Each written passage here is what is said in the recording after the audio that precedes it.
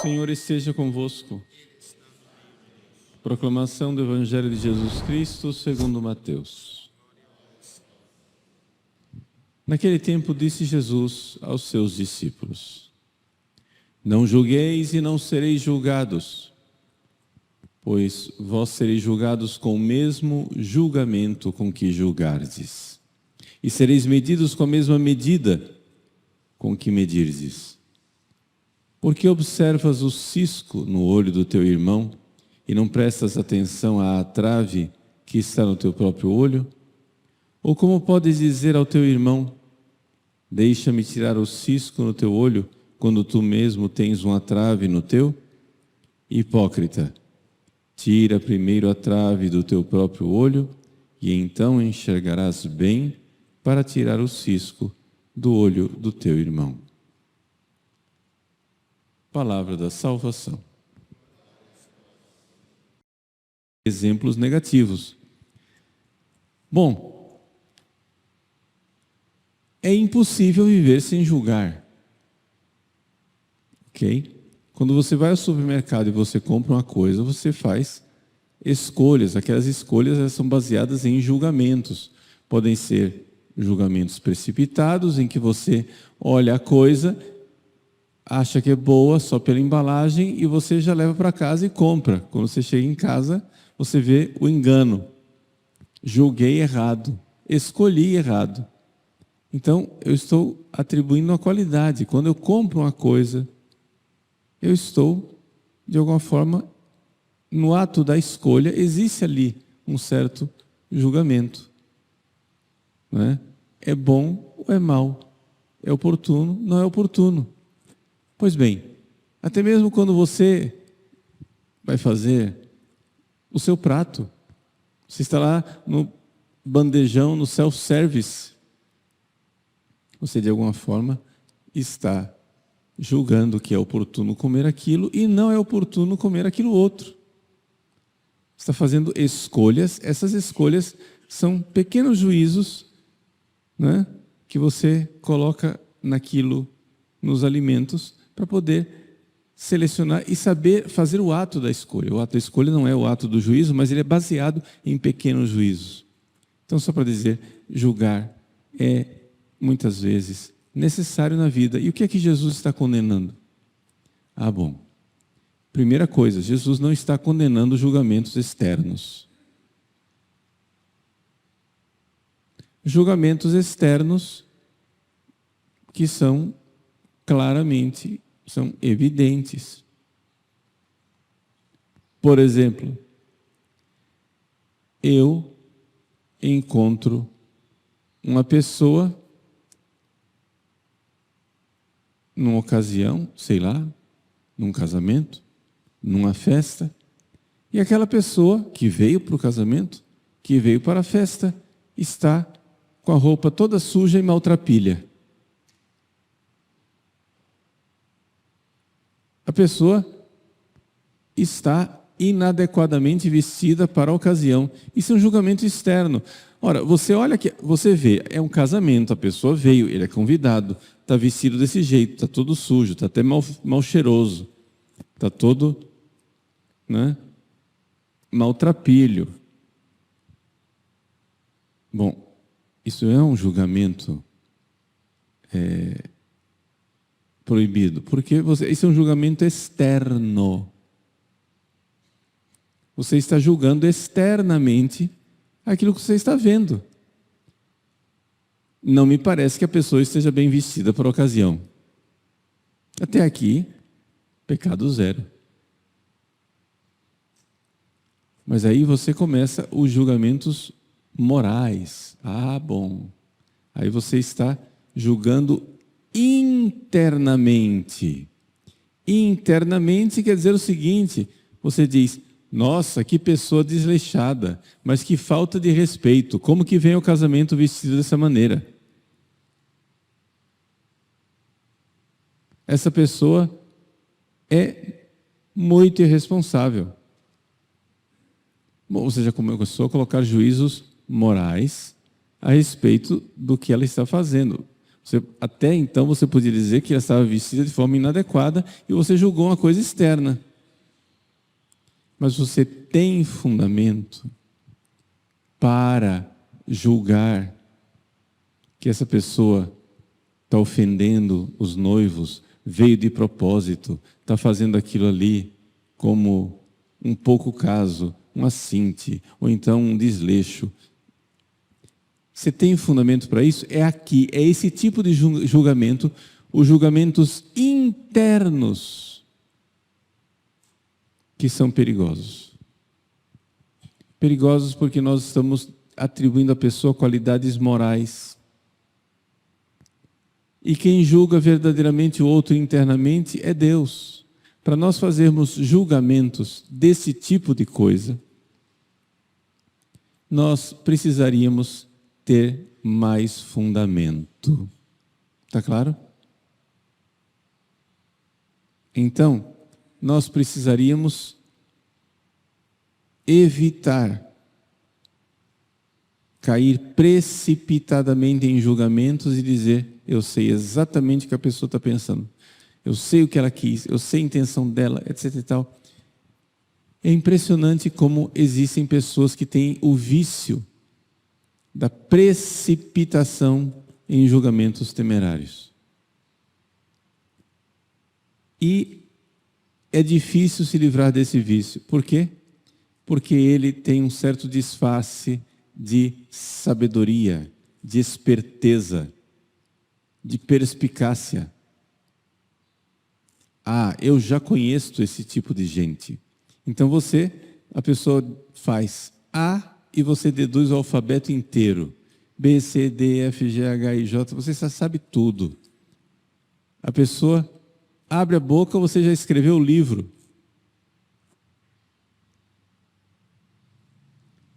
Esses juízos precipitados, eles têm 3 possíveis fontes, nos diz Santo Tomás de Aquino. Qual é a fonte do juízo temerário? O que é temerário? Temerário quer dizer o seguinte: você devia ter medo de julgar desse jeito, mas você não tem. Está entendendo? Você devia ser prudente. Um juízo prudente, ele diz assim: olha, até aqui eu consigo julgar, daqui para frente não sei.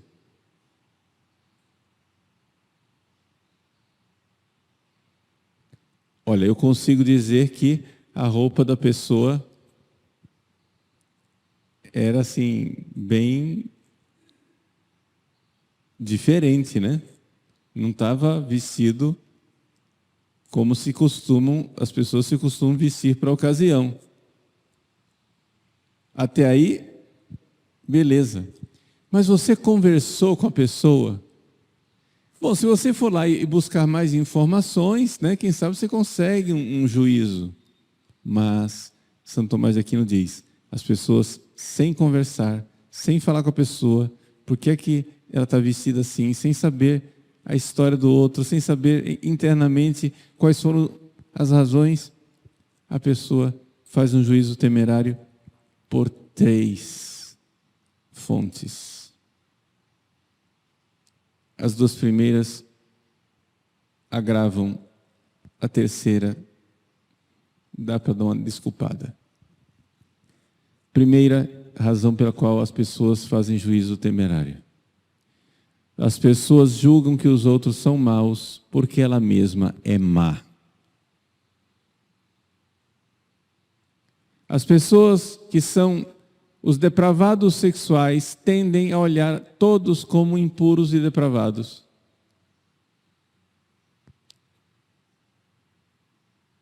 As pessoas fazem isso. Mas padre, espera lá, o senhor acaba de fazer um juízo. As pessoas depravadas sexualmente tendem a julgar os outros depravados sexualmente.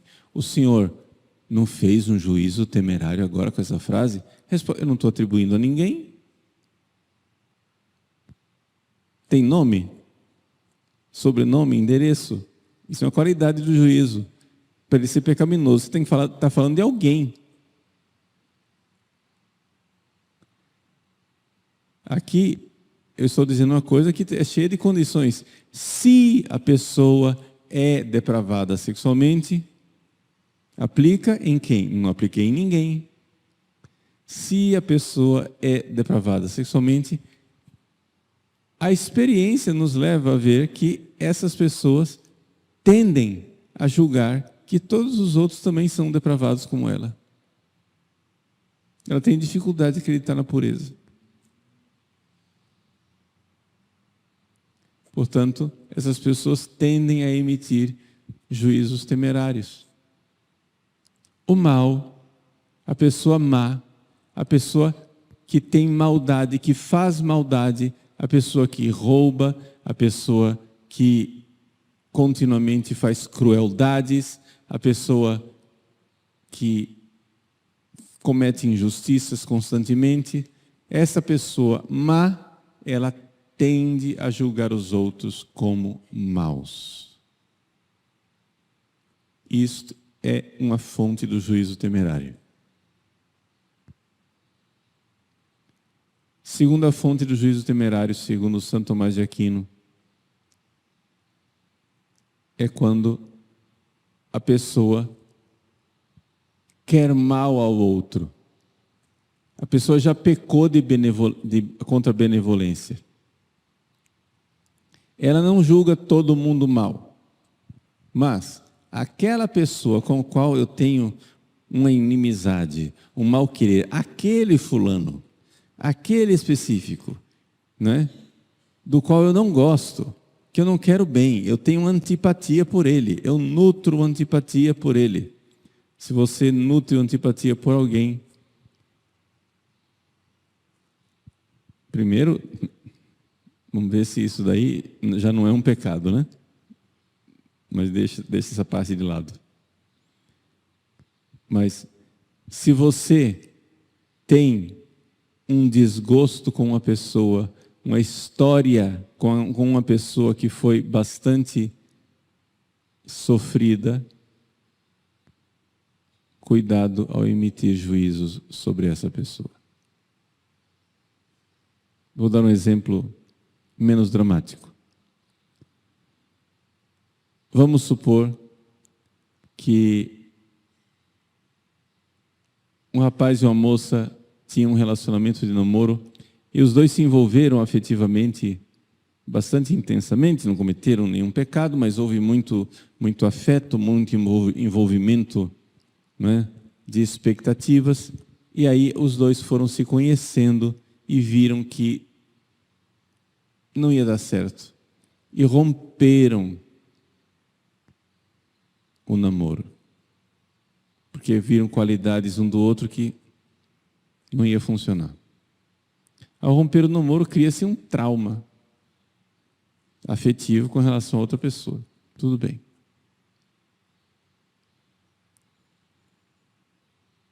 Você, então, por acaso, termina tendo que trabalhar no mesmo departamento daquela pessoa que é sua ex-namorada ou seu ex-namorado.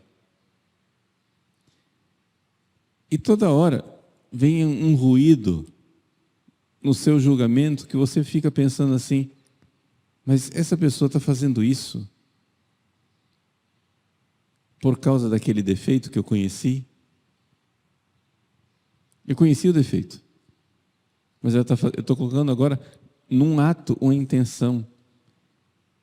E como eu estou magoado com aquela pessoa por causa da decepção daqueles defeitos, então, bom, se você quer julgar a pessoa, faz o seguinte: peça o conselho de uma pessoa que não está envolvida afetivamente. É por isso que nós não deveríamos ser juízes quando temos um juiz, quando tem causa em parte. Se o juiz está envolvido com as pessoas que estão sendo julgadas, geralmente se diz, opa, esse juiz não pode julgar, esse caso aqui não, porque tem um envolvimento aqui. Por quê? Porque quando tem envolvimento, existe uma tendência de julgar mal por causa das emoções. As nossas emoções, elas são capazes de obnubilar a nossa inteligência. E por isso, isso prejudica o juízo. Ninguém deveria fazer julgamentos importantes no meio de um turbilhão de paixões. Se você está no meio de uma crise, se você está emocionalmente abalado, se você está emocionalmente perturbado, não decida. Ou peça o conselho para alguém decidir por você. Porque você, no meio das paixões, você não está enxergando. Se você está perdido no meio de uma floresta e escureceu, a melhor coisa que você faz é esperar amanhecer. Senão você vai sair batendo cabeça por aí. Então, essa segunda fonte de juízo temerário. A pessoa está afetivamente perturbada com relação ao outro e, portanto, não tem condições de julgar. Essas duas fontes, elas são fontes que explicam por que as pessoas têm esses vícios. Os maus tendem a julgar com maldade. Os feridos tendem a julgar a partir das suas feridas. Mas existe uma terceira razão para o juízo temerário. A pessoa pode fazer juízos temerários porque ela já é mais velha e experiente. Atenção, somos nós na história aqui, os mais velhos, pessoal do DNA, data de nascimento antiga. Os mais velhos, como já têm mais experiência e as mesmas coisas em circunstâncias semelhantes aconteceram repetidamente, aquilo é experiência, a experiência é fonte de aprendizado e é fonte de certeza. É fonte de certeza racional. Mas pode acontecer que essa pessoa não esteja num caso idêntico ao que ele já viveu. Pode acontecer que seja um caso somente semelhante. E aí essa pessoa fazer um juízo temerário. Santo Tomás de Aquino diz que neste caso, aqui a pessoa tem um excusante, uma coisa que diminui a gravidade da culpa dela. Esse juízo temerário ainda é culposo, porque a pessoa não tinha fundamento para falar a coisa, foi uma desatenção, mas como houve uma repetição, né, e a experiência, ela é próxima à certeza, então a pessoa, o julgamento temerário, ele é sem fundamento. Aqui no caso, a pessoa tinha algum fundamento, mas não tinha o fundamento total. Faltava ainda alguma coisa. Bom, resumi a questão do juízo temerário. E aí, vamos tentar dizer uma palavra para o capítulo dos escrupulosos. Quando a gente fala de juízo temerário, os escrupulosos já estão preparando a sua próxima confissão e já tem mais ou menos uns 10 volumes escritos para ir se confessar. Atenção, qual é o problema do escrupuloso? O problema do escrupuloso é que ele confunde impressão com juízo. Vejam, antes de você firmar o juízo, é um ato onde existe ali, não é, uma deliberação e você então firma uma sentença.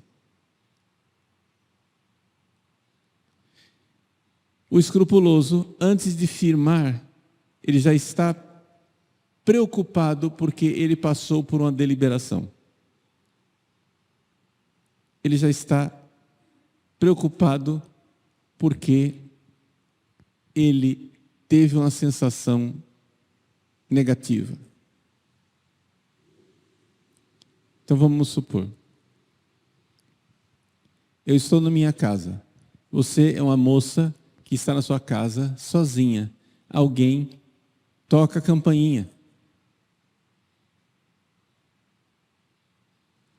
É uma pessoa que está vestido de forma bastante assim, pobre, simples. No interfone, você pergunta o que é.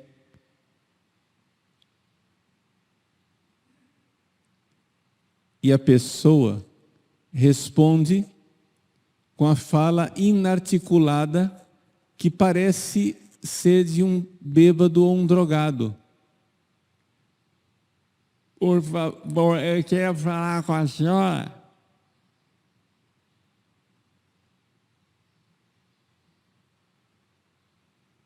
E você fica com medo.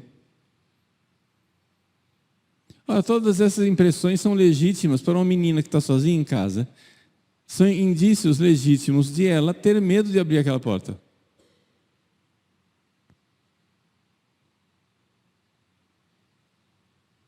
Mas o escrupuloso já vai fazer disso um escarcéu.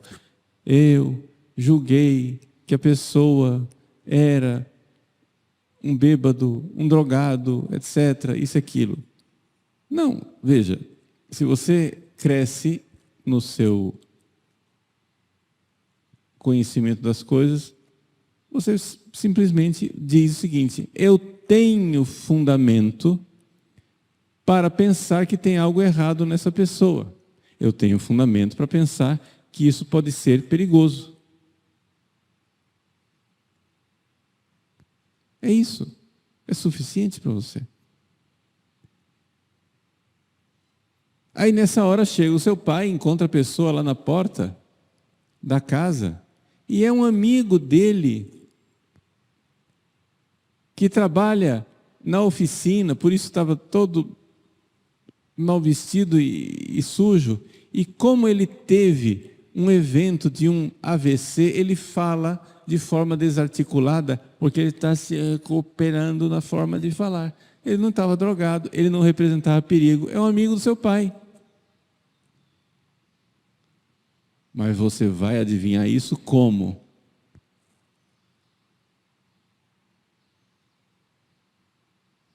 Então, nós temos que entender que não é possível nós vivermos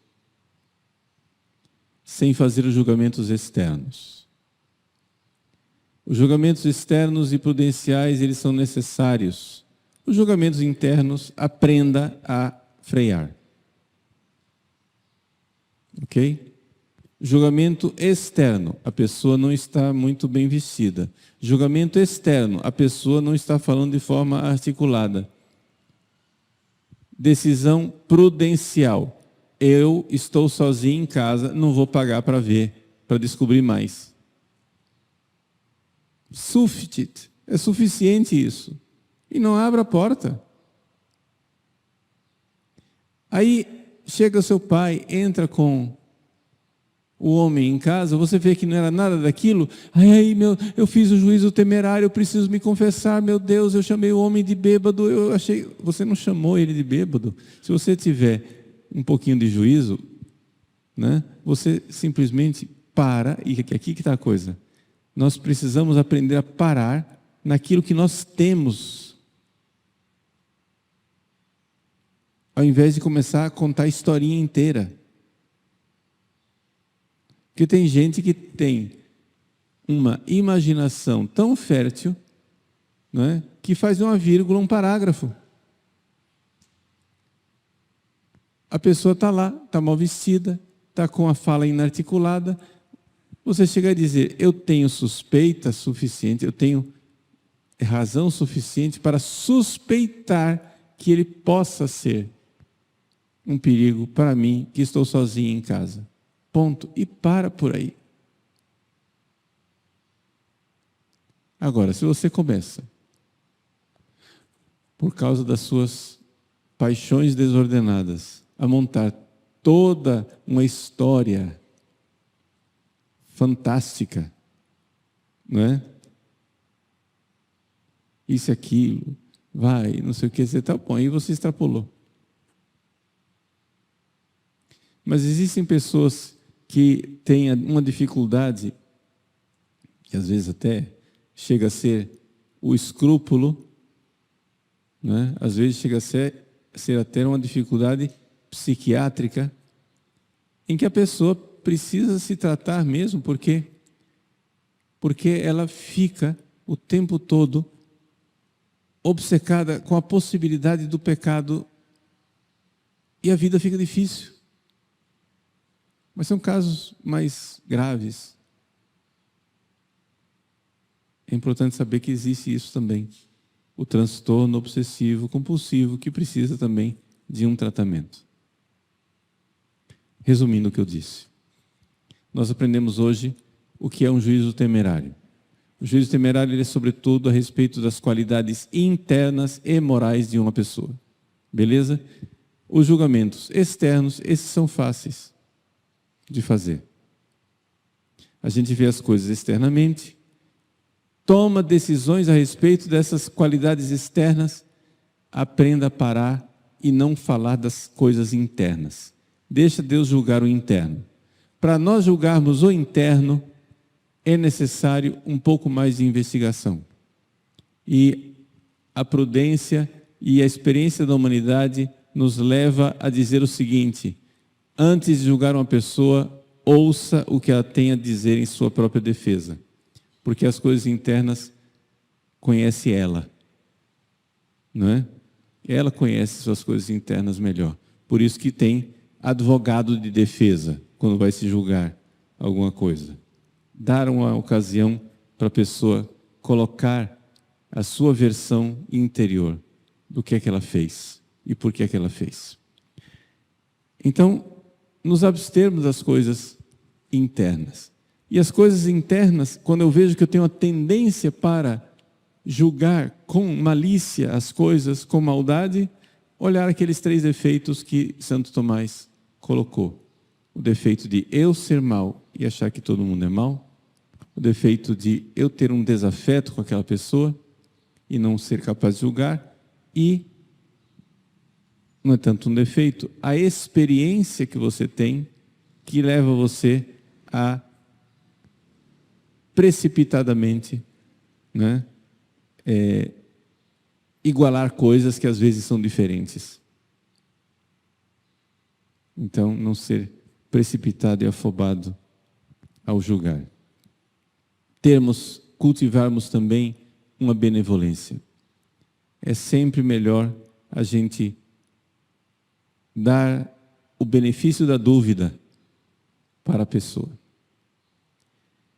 E também nos aconselharmos. Nos aconselharmos antes de julgar, porque isso tudo é a forma de nós irmos formando a virtude da prudência. Até que nós não tenhamos a manifestação clara nas moradas superiores de santidade do dom do conselho, que é aquele que verdadeiramente nos coloca, né, diante do que fazer, diante das coisas, e a gente enxergar com inteligência também as coisas que estão acontecendo. Peçamos a Deus as luzes do Espírito Santo para crescermos na prudência e não cairmos em juízos temerários.